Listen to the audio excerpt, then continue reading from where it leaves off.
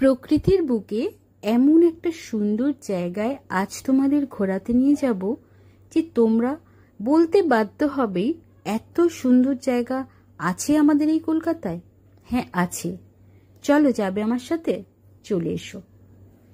দেখো যেখানে ঢুকছি তার উপরে লেখা আছে মা ফিরে এলো।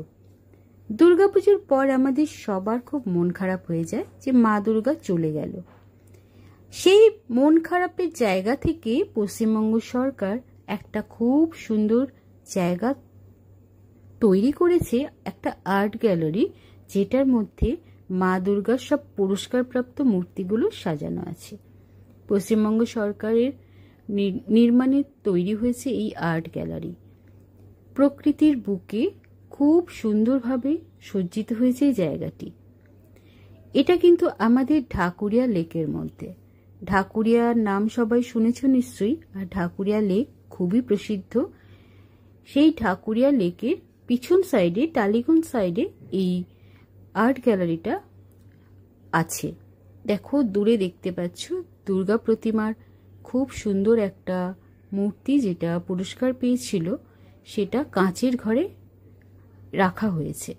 এছাড়াও রয়েছে বিভিন্ন ধরনের স্কাল্পচার, বিভিন্ন ধরনের ঐতিহ্যপূর্ণ সব নিদর্শন। এই যে যেখানে ঢুকছি দেখো চারিদিক শুধু সবুজ গাছে ভরা।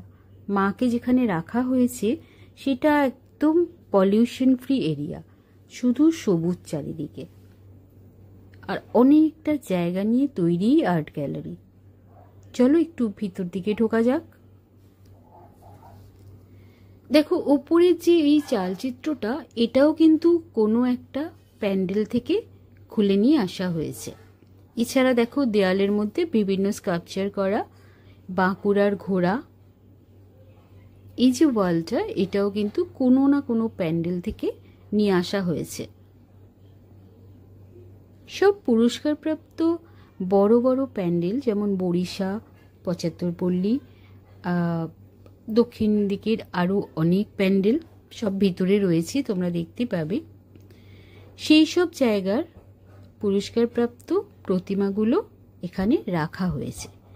তো চলো ভিতর দিকে দেখা যাক এক ঝলক মায়ের কি কি মূর্তি রয়েছে।